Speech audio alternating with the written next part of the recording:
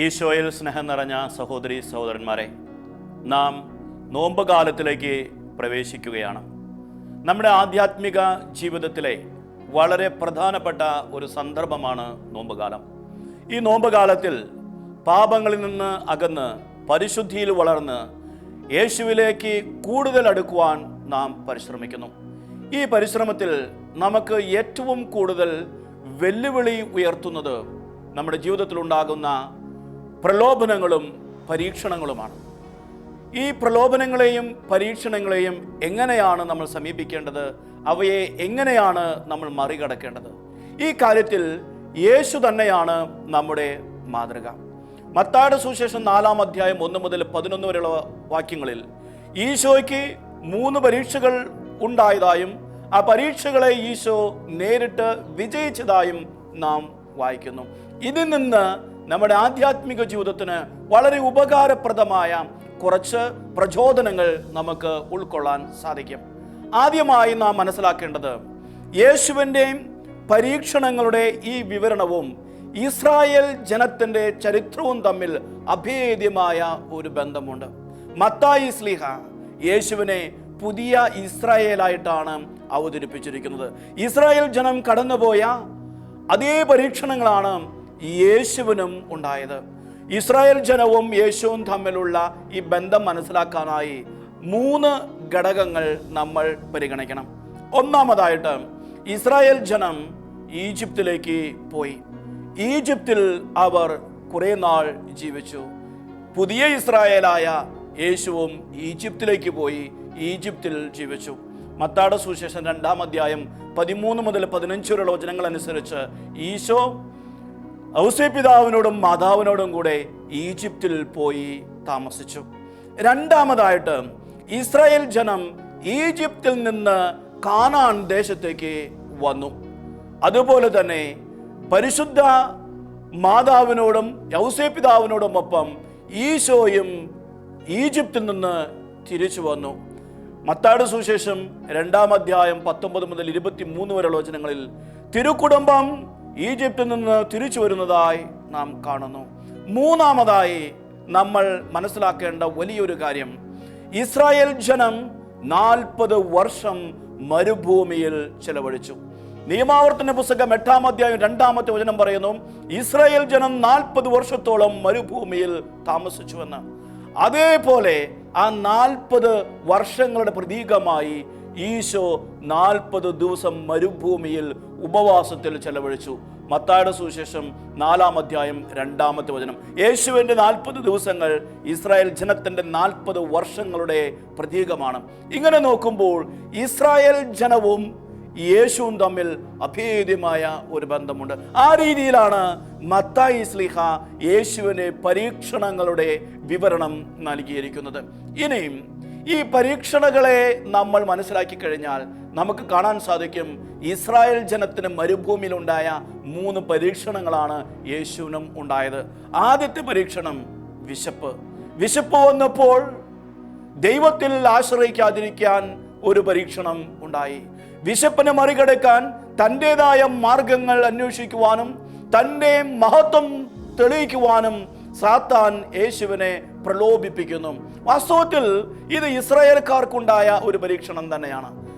പുറപ്പാടിന്റെ പുസ്തകം 16-ാം അധ്യായത്തിൽ നാം വായിക്കുന്നു, ഈജിപ്തിൽ നിന്ന് പുറപ്പെട്ട ഇസ്രായേൽ ജനം ഭക്ഷിക്കാൻ ഭക്ഷണമില്ലാതായപ്പോൾ വിശപ്പിനെ നേരിട്ടപ്പോൾ അവർ ദൈവത്തിനെതിരെ പിറുപിറുത്തു. മോശയ്ക്കും അഹറോനുമെതിരെ പിറുപിറുത്തു.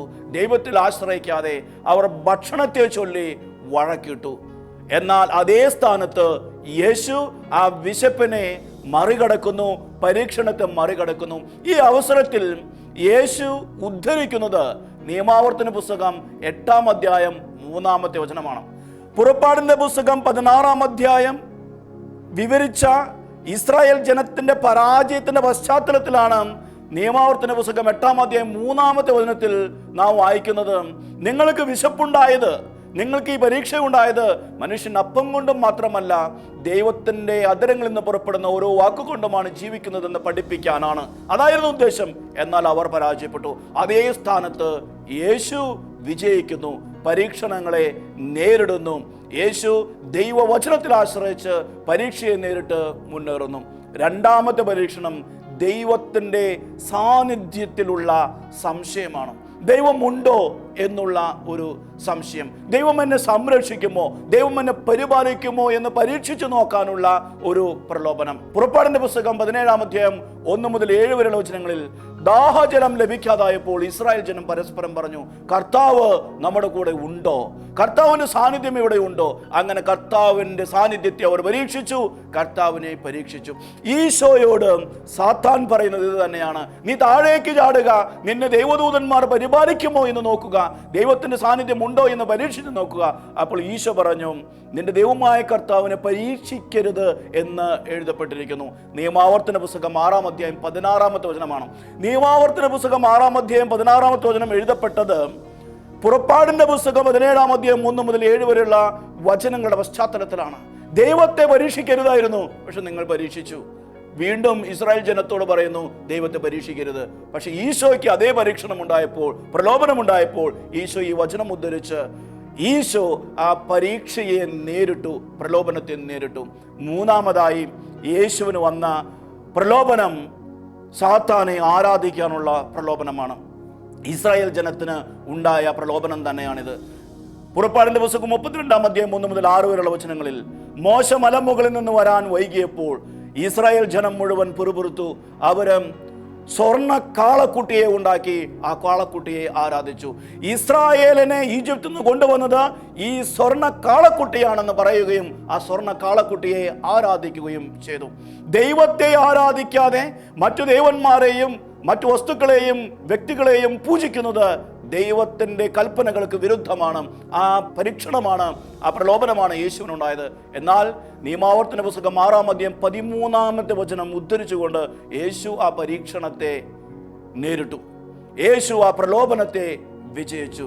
ഈ നിയമാവർത്തന പുസ്തകം 6-ാം അധ്യായം 13-ാമത്തെ വചനം എഴുതപ്പെട്ടിരിക്കുന്നത് പുറപ്പാടിന്റെ പുസ്തകം 32-ാമത്തെ അധ്യായം 1 മുതൽ 6 വരെയുള്ള വചനങ്ങൾ വിവരിക്കപ്പെട്ടിരിക്കുന്ന പരാജയത്തിൻ്റെ, വീഴ്ചയുടെ പശ്ചാത്തലത്തിലാണ്. പ്രിയ സഹോദരി സഹോദരന്മാരെ, ഇപ്പോൾ നമ്മൾ കണ്ടു ഇസ്രായേലിൻ്റെ ജീവിതവും യേശുവിൻ്റെ പരീക്ഷണങ്ങളെക്കുറിച്ചുള്ള വിവരണവും തമ്മിൽ അഭേദ്യമായ ബന്ധമുണ്ട്. മരുഭൂമിയിൽ ഇസ്രായേലിനുണ്ടായ ആ പരീക്ഷണങ്ങൾ തന്നെയാണ് യേശുവിന് ഉണ്ടായത്. മരുഭൂമിയിൽ ഇസ്രായേൽക്കാർ പരാജയപ്പെട്ടു, എന്നാൽ യേശു വിജയിച്ചു. ഇന്ന് നമ്മുടെ മുമ്പിൽ ഈ 2 വഴികളുമുണ്ട്. വാസ്തവത്തിൽ ഈ പരീക്ഷണങ്ങൾ തന്നെയാണ് നമുക്കും സാധാരണ രീതിയിൽ ഉണ്ടാകുന്നത്. ഒന്ന്, ശരീരത്തിൻ്റെ ആവശ്യങ്ങൾക്ക് ആയുള്ള പരീക്ഷണങ്ങൾ, വിശപ്പ്, ദാഹം, ശരീരത്തിൻ്റെ ആവശ്യങ്ങൾ, ഈ മേഖലയിലുള്ള പരീക്ഷണങ്ങൾ നമുക്കുണ്ടാകും. രണ്ടാമതായി, ദൈവത്തിൻ്റെ സാന്നിധ്യം ഉണ്ടോ എന്ന് സംശയിക്കുക. വേദനകളും കഷ്ടപ്പാടുകളും തകർച്ചകളും ഉണ്ടാകുമ്പോൾ, ബുദ്ധിമുട്ടുകൾ ഉണ്ടാകുമ്പോൾ ദൈവമുണ്ടോ, ദൈവം എന്നെ പരിപാലിക്കുന്നുണ്ടോ, ദൈവത്തിൻ്റെ സംരക്ഷണം എനിക്ക് ഉണ്ടോ എന്നൊക്കെ ചിന്തിക്കുന്ന ഒരു പ്രലോഭനം. മൂന്നാമതായിട്ട്, ദൈവത്തിൻ്റെ സ്ഥാനത്ത് സമ്പത്തിനെയോ മറ്റു വ്യക്തികളെയോ മറ്റു ദേവന്മാരെയോ പൂജിക്കുന്ന പ്രലോഭനം. ഈ 3 പ്രലോഭനങ്ങളെയും നമ്മൾ നേരിടേണ്ടത് യേശുവിൻ്റെ മാർഗം പിഞ്ചെന്നുകൊണ്ടാണ്. യേശുവിനെ പോലെയാണ്. നമ്മുടെ മുമ്പിൽ ഇസ്രായേലിൻ്റെ ചരിത്രവുമുണ്ട്, യേശുവിൻ്റെ ചരിത്രവുമുണ്ട്. നമ്മൾ നോക്കേണ്ടത് യേശുവിലേക്കാണ്. അങ്ങനെ ഈ നോമ്പ് കാലത്ത് യേശുവിലേക്ക് നോക്കി ദൈവവചനത്തിൽ നിന്നും ശക്തി സംഭരിച്ച് യേശുവിലേക്ക് കൂടുതൽ വളരുവാനായി നമ്മൾ പരിശ്രമിക്കേണ്ടിയിരിക്കുന്നു. അങ്ങനെയാകുമ്പോൾ നമുക്കുണ്ടാകുന്ന വെല്ലുവിളികളെയും നമുക്കുണ്ടാകുന്ന പ്രലോഭനങ്ങളെയും പരീക്ഷണങ്ങളെയും നേരിടാൻ നമുക്ക് സാധിക്കും. ഈ ഒരു കൃപയ്ക്ക് വേണ്ടി ഈ നാളുകളിൽ നമ്മൾ പ്രത്യേകമായി പ്രാർത്ഥിക്കണം, അതിനുവേണ്ടി പരിശ്രമിക്കണം. സർവശക്തനായ ദൈവം നമ്മെ സമൃദ്ധമായി അനുഗ്രഹിക്കട്ടെ.